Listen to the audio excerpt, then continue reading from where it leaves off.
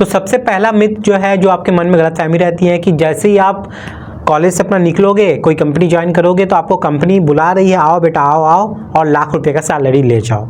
लाख रुपए का सैलरी कोई नहीं देता, यानी कि 5 डिजिट सैलरी जो है ना वो कोई नहीं प्रोवाइड करेगा आपको very first day. To be an honest, नहीं प्रोवाइड करेगा।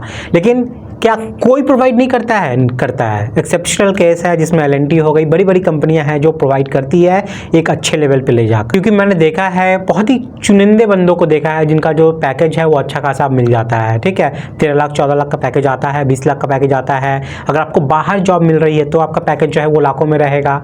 लेकिन आप इंडिया में हो स्पेशली तो आपको बहुत कम ही चांसेस हैं, 98% चांस ऐसे होते हैं कि आपको नहीं मिलने वाला है 5 डिजिट सैलरी। तो ये तो दिमाग से निकाल ही दो कि आपको CSIT की तरह बड़ा बड़ा पैकेज मिलने वाला है इस सिविल इंजीनियरिंग के सेक्टर में। सबसे पहला मिथ। दूसरा मिथ क्या है यहाँ पर कि आपको जाते ही AC वाले कमरे में बैठा दिया जाएगा और आपका पूजा किया जाएगा कि बैठो भैया, आपको कंप्यूटर दे दिया, एक नोटबुक दे दिया, पेन दे दिया, कॉपी दे दिया, सब चीज़ दे दिया और बैठा के AC के नीचे में बोल दिया कि काम कीजिए आप यहाँ पर। तो ये भी नहीं होने वाला है, बहुत रेयर केस में ही होगा। डिपेंड करता है कि आपका वर्क डिजिग्नेशन क्या है, आपका वर्क डिस्क्रिप्शन क्या है, आपका डिजिग्नेशन क्या है। अगर आप बिलिंग देख रहे हो तो कुछ पार्ट टाइम आप रहोगे अपने चैम्बर में, अगर AC लगा है तो वेरी गुड, नहीं तो पंखे में रहना पड़ेगा। और वो भी अगर वो डब्बा वाला रहेगा तो बहुत दिक्कत होती है यार।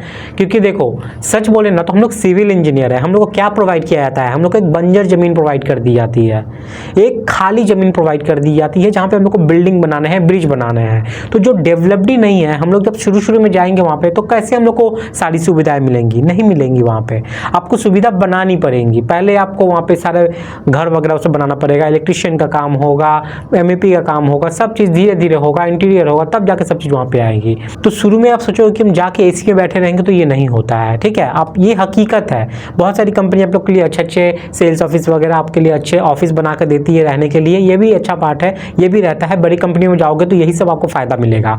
लेकिन मैं एक मास की बात कर रहा हूँ, मास जॉब की बात कर रहा हूँ कि अगर आप छोटे छोटे कंपनी में जाते हो तो आप सोचते हो कि AC में बैठोगे, तो ऐसा नहीं है। अगर आपका वर्क जो है डिज़ाइन से रिलेटेड है, QA से रिलेटेड है, तो आपके चांसेस है जो आप AC में बैठोगे आपका व्हाइट कॉलर जॉब रहेगा। लेकिन उसमें भी आपको साइट विजिट करना पड़ता है। CS की तरह, IT की तरह नहीं है दिन भर 12 घंटा बैठ के हम लोग एकदम लैब में बैठे हैं, AC है, ठंडा हवा लग रहा है, जाके कैपेचिनो चाय वगैरह सब पी रहे हैं। तो ये सब आपको सिविल में नहीं मिलने वाला है। देखो आप एक देश निर्माण कर रहे हो, ना कि आप एक सिस्टम सिर्फ कोडिंग बैठे कर रहे हो। वो कोडिंग भी तब करेंगे ना जब हम लोग उसको घर बना कर देंगे, वरना वो कहाँ पे बैठे कोडिंग करने वाले हैं। अभी ये जो पैंडेमिक सिचुएशन आया तो ये घर ही था जिसके बदौलत तो घर में बैठ के काम कर रहे हैं। और घर कौन बनाया है? सिविल इंजीनियर बनाया है। तो ऐसा मत सोचो कि सिविल इंजीनियर का जो स्कोप है ना वो खत्म होगा, वो कभी खत्म नहीं होने वाला है। क्योंकि जो इंडिया है ना वो डेवलपिंग कंट्री में आती है, हम लोग डेवलप नहीं है। पूरा भारत है ना उसका जो 80% से भी ज़्यादा जो पार्ट है वो अभी सारा हरा हरा भरा हुआ है, खाली है। तो डेवलप होने के बहुत ज़्यादा चांसेस हैं और जो अभी डेवलप हो रहा है वो बहुत ज़्यादा हो रहा है। अभी मैं बिहार गया था तो चारों तरफ मैं देख रहा हूँ रोड का काम चल रहा है, इंफ्रास्ट्रक्चर का काम चल रहा है। और जब तक रोड नहीं बनेगी, इंफ्रास्ट्रक्चर डेवलप नहीं होगा, वहाँ पर रियल इस्टेट का मार्केट कैसे आएगा, वहाँ पर मार्केट कैसे बनेंगे, वहाँ पर इंडस्ट्री कैसी आएगी। तो रोड का, इंफ्रास्ट्रक्चर का ये सब तो बन ही रहा है चारों तरफ। कितनी बड़ी बड़ी प्रोजेक्ट चल रहे हैं जो लोगों को पता नहीं होता है कि में चल रहे हैं। आप लोग पता कीजिए, अप्लाई कीजिए, जरूर मिलेगा आपको जॉब। लेकिन आप सीधा बैठोगे कि हमको 50,000 60,000 का नौकरी मिलेगा, तो वो नहीं होता है। ठीक है, तो ये भी गलतफहमी है कि डायरेक्ट जाके आपको AC में बैठना है, ये काम करना है। नहीं, आपको साइट पे जाना पड़ेगा। अगर आपको बैठा भी दिया जाता है ना तो आपको खुद से आना चाहिए, साइट पे काम करके देखना चाहिए। मैं जहाँ पे प्लेस्ड हुआ था मुझे सबसे पहले हेड ऑफिस के लिए लिया गया था, HO के लिए। लेकिन मेरा खुद का ये था कि जब तक मैं आँख से काम नहीं देखूंगा, काम को जब तक मैं विजुलाइज नहीं करूंगा, तो ऑफिस में जब एक पेपर में कोई चीज़ का एस्टिमेट कर रहा हूँ मैं कैसे करूँगा। ठीक है, कर भी लोगे ना तो बहुत सारे कन्फ्यूजन जो है वो रह ही जाते हैं। इसलिए मैं स्टार्टिंग के 5 साल जो है ना वो मैं साइट पे रहा, सब चीज़ समझा वहाँ पे बारीकी से। अगर मुझे कोई काम नहीं भी दिया था तो मैं खुद से आगे करता था। सीनियर के बहुत सारे टॉर्चर हुए हैं मेरे ऊपर, तो वो सब सहना पड़ेगा। अगर आपको काम सीखना है ना तो सहना पड़ेगा, तभी जाकर आप स्किल्ड बनोगे, काम को समझोगे और आंख बंद करके एक ड्राइंग को विजुलाइज करोगे और बिल्डिंग आपके सामने खड़ी रहेगी। इतना अच्छा आपको अपना परफेक्शन, अपना विजुलाइजेशन बनाना पड़ेगा, तभी जाकर आप इस फील्ड में सस्टेन कर पाओगे। नेक्स्ट जो गलतफहमी आपके मन में रहती है कि यहाँ पे जो कॉर्पोरेट सेक्टर में जो सीनियर है वो आपको मदद करेंगे। बात यह है कि वो मदद आपको जल्दी नहीं करेंगे। समझ में आ गया? ये फील्ड ही ऐसा है कि आपको कोई भी हाथ पकड़ के नहीं सिखाएगा। आपको देखना, आप जाओ तो पहले साइट पे, उसके बाद आपको समझ में आएगा कि साइट पे सीनियर आपको बोल देगा जाओ वो करवा के आ, और उस एक चीज़ के लिए कितना बार आपको दौड़ाएगा। ऑफिस में आएगा, बोले क्यों आया है, पानी पीने आया है, जल्दी पानी पी के जाओ, खाने आए हो खा के जल्दी जाओ। बहुत सारे होते हैं, वो आपको बैठने नहीं देंगे ऑफिस में, इसी के सामने पंखे के सामने थोड़ा भी देख लेंगे तो फिर जलाने लगेंगे। इसके लिए आपको क्या करना पड़ेगा? चापलूसी करना पड़ेगा। चापलूसी करोगे, उनकी उधर का बात उधर करोगे, तब जाके वो थोड़ा आपको स्पेस देंगे। लेकिन ये चीज़ करना नहीं है। आप वहाँ पे सीखने गए हो, आपको सीखना है, भले वो आपको ना सिखाए, लेकिन देखो 10 सेब में ना एक सेब अच्छा निकल ही जाता है। तो वहाँ पे कोई ना कोई ऐसे सीनियर है जो आपको जरूर सिखाएगा। थोड़ा उनका रिस्पेक्ट करो, थोड़ा उनकी बात मान लो। इसका बात मानने का मतलब ये नहीं होता कि आप चापलूसी कर रहे हो, ठीक है। बात मानने का मतलब आप उनका जो पोस्ट है ना उसको आप वैल्यू दे रहे हो, इसके वैल्यू के रिस्पेक्ट में वो आपको थोड़ा काम सिखा भी रहा है आपको, और कुछ जिम्मेदारी भी दे रहा है जो आपको करके उनको देना होगा, तभी जाके वो आपको भी कुछ स्पेशल सिखाएंगे। तो बहुत दिक्कत होती है सिविल फील्ड में। स्पेशली ये फील्ड ऐसा है ना कि जहाँ पे बहुत गंदे गंदे चीज़ होते हैं, नशे से भरे लोग होते हैं। कोई भी पार्टी देख लो अगर सिविल में होती है तो शराब रहेगा ही रहेगा, ये सब चीज़ है। तो ये सब चीज़ आपको करना नहीं है, ठीक है। और जितना हो सके दूर रहना इन सब चीज़ों से, और उस भीड़ में भी आपको अपने लिए वो सही इंसान को चुन लेना है जो आपको मदद कर सके। इसीलिए तो मैं बोलता हूँ कि ना स्टार्टिंग से जब आप 4 साल में अपना इंजीनियरिंग कर रहे हो उसी वक्त से आप स्किल को बढ़ाओ बढ़ाओ बढ़ाओ। जब स्टार्टिंग फेज में आप जाओगे ना, थोड़ा सा अच्छा खासा अपना गेटअप दे दोगे, थोड़ा सा किसी चीज़ को लेके किसी को इम्प्रेस कर दोगे, तो ऑटोमेटिक सीनियर क्या होता है ना कि आप उनके आँख में आ जाते हो, आपको वो ढलने लगेगा, थोड़ा प्रेशर दे के आपको सिखाने लगेगा। बहुत सारे सीनियर ऐसे भी होते हैं जो जानबूझ के आपको टेस्ट करते हैं और टॉर्चर करते हैं आपके ऊपर, देखते हैं कि ये मेरा टॉर्चर थोड़ा सह रहा है कि नहीं। अगर सहने लगोगे ना तो हो सकता है वो आपको कहाँ से कहाँ ले जाए सिखा के काम। तो काम सीखना है ना तो थोड़ा सह लेना, ठीक है। अब इतना नहीं है कि कोई मार भी रहा है वो भी सह लो, ऐसा नहीं, ठीक है। काम अपनी जगह और वो सब चीज़ अपनी जगह। तो सीनियर पे डिपेंडेंट नहीं रहना है, आपको खुद से अपना दिमाग लगा के सभी चीज़ सीखना है। तो उसके बाद नेक्स्ट जो गलतफहमी आपके मन में रहती है कि वो ये है कि जो सीनियर है वो ऑफिस में बैठा हुआ है, कुछ नहीं कर रहा है, 2-4 मेल कर दे रहा है, इधर उधर का खबर ले ले रहा है मुझसे फ़ोन करके, कौन काम कहाँ क्या हो रहा है, और बस एट द एंड बैग उठा रहा है चला जा रहा है, और मंथ के एंड में उनके पॉकेट में 80,000, 1 लाख, 2 लाख, 3 लाख सैलरी चली जा रही है, और मैं दिन भर धूप में दौड़ रहा हूँ, इधर उधर भाग रहा हूँ, और मुझे मिल रहा है 15,000, 20,000। तो देखो, जब ये मतलब आपके अंदर में आ जाता है ना, मैं देखा हूँ, स्टार्टिंग में मैं भी था तो मैं भी कभी कभी ऐसा सोचता था, लेकिन अब जाके रियलाइज़ होता है कि कितना गलत है वो सब चीज़।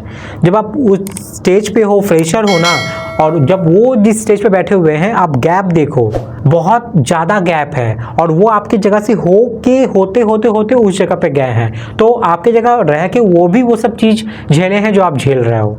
समझ में आया? और उनका जो रोल रहता है ना वो बहुत बड़ा हाई लेवल का रहता है, बजटिंग से लेके हो गया, कैसे प्रोजेक्ट को लाना है, टेंडरिंग करना, और भी बहुत कुछ। वो सब चीज़ आप नहीं कर पाओगे इस स्टेज में। आप सोचते तो हो कि मैं साइड पे आकर सुपरवाइज कर रहा हूँ, ये सब करवा रहा हूँ, वो काम करवा रहा हूँ। भाई सिर्फ सिविल इंजीनियरिंग का इंजीनियर का काम ना सिर्फ ये नहीं होता है, डॉक्यूमेंटेशन पार्ट एक बहुत बड़ा पार्ट है, प्लानिंग का पार्ट एक बहुत बड़ा पार्ट है, और यही सब चीज़ एक इंजीनियर को आना चाहिए। सुपरविजन का काम तो सुपरवाइजर भी करवा लेगा, एक लेबर भी करवा लेगा। तो एक इंजीनियर और सुपरवाइजर में क्या अंतर रहना चाहिए? जो वो बंदा बैठ के अंदर में कर रहा है ना, वही एक्चुअल में इंजीनियरिंग है। उसके बिना आप आगे नहीं बढ़ पाओगे। वो बैठ के सारा प्लानिंग कर रहा है, कोई पार्ट अगर डिले हो रहा है तो वो सब चीज़ देख रहा है, जो कि अभी आप बैठोगे तो आप कर नहीं पाओगे। वो आपको करते करते एक्सपीरियंस के साथ आएगा। तो कहीं ना कहीं अंतर बहुत ज़्यादा है, और बहुत ज़्यादा के लिए ही आपका वो 6 गुना, 7 गुना, 8 गुना पे कर रहा है। कंपनी ऐसे पागल नहीं है कि किसी को बैठा के ऐसे पैसा देगी। अगर उसको कंपनी 1 लाख दे रही है ना, तो उससे 5 लाख, 10 लाख का काम भी निकलवा रही है। ये आप नहीं समझोगे जब तक आप उस जगह पे नहीं पहुंच जाओगे। समझ में आया? तो अगर सबको ऐसा सोचने लगे ना तो हो गया। तो ये गलतफहमी आप अपने दिमाग से बिल्कुल निकाल दो। उसके बाद नेक्स्ट जो गलतफहमी हमारे मन में रहती है कि हम लोग सोचते हैं कि साइट एक ऐसा जगह है जहाँ पे जो करेगा वही करता रहेगा, और जो बेवकूफ़ बना रहेगा वो बच जाएगा सब काम से। तो देखो यार, थोड़ा बेवकूफ़ बन के रहोगे ना, कोई काम तुमको नहीं देगा, तुम सबसे कटते भी जाओगे। चापलूसी भी कर रहे हो, तुमको काम नहीं मिल रहा है, तो ये आप अपना ही लॉस कर रहे हो, क्योंकि आप 1-2 साल, 3 साल चापलूसी करके निकाल लिए। इससे आपका लॉस क्या हुआ ना कि आप कोई काम सीखे नहीं परफेक्टली, लेकिन आपका जो एक्सपीरियंस है ना वो ऐड होता गया। 3 साल बाद आपका एक्सपीरियंस 3 साल का, लेकिन काम आपको आता नहीं है 3 साल वाला।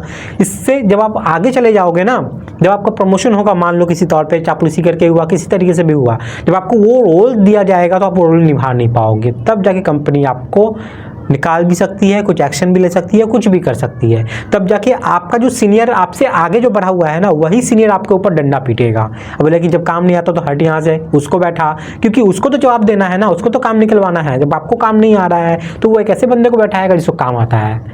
तो ऐसा नहीं है। खान सर का एक बात मुझे याद आता है कि खान सर बोलते हैं ना कि 100 रुपये काम अगर कोई आपको देता है करने के लिए ना, तो आप उसको 200 रुपये का काम करके दो, ताकि वो उसका नज़रिया आपके लिए पूरा बदल जाए। एकदम ऑनेस्ट रहो अपने काम के प्रति, इससे आपका कोई लॉस नहीं होगा। आप अपने पॉकेट से देख के थोड़ी ना कुछ आपका पैसा खर्चा हो रहा है उस काम को करने के लिए, लेकिन अच्छा कर दोगे ना तो वो इंसान बार बार आपको याद रखेगा। जब अप्रेजल का समय आएगा, जब इंक्रीमेंट का समय आएगा, वो आदमी आपको ही देखेगा क्योंकि हाँ ये बंदा बहुत मेहनत किया है, इसको भेजना चाहिए आगे। समझ में आया? इसलिए ऐसा मत सोचो कि हम ही करेंगे तो हम ही करते रहेंगे। कोशिश करो नज़र में रहने का, ठीक है। इससे कुछ कुछ घाटे होते हैं, लेकिन इसका 90% जो है ना फ़ायदा ही होता है। तो सबके सामने रहोगे तो फोकस्ड में रहोगे तो बड़ी जिम्मेदारी जब आपको दी जाएगी ना, तो बड़ी चीज़ भी आपको दी जाएगी उसके बदले में, जैसे सैलरी हो गया, इंक्रीमेंट हो गया, समझ में आया, और भी बहुत कुछ मिलता है। तो ये सब गलतफहमी अपने मन में मत पालो। कुछ लोग साइड पे आपको भड़काएंगे भी कि मत कर यार, तू करेगा तो तू ही फंस जाएगा, बार बार तुझे ही पकड़ के देते रहेंगे। तो देखो वो वही इंसान है जो आपको आगे बढ़ने नहीं देना चाहता।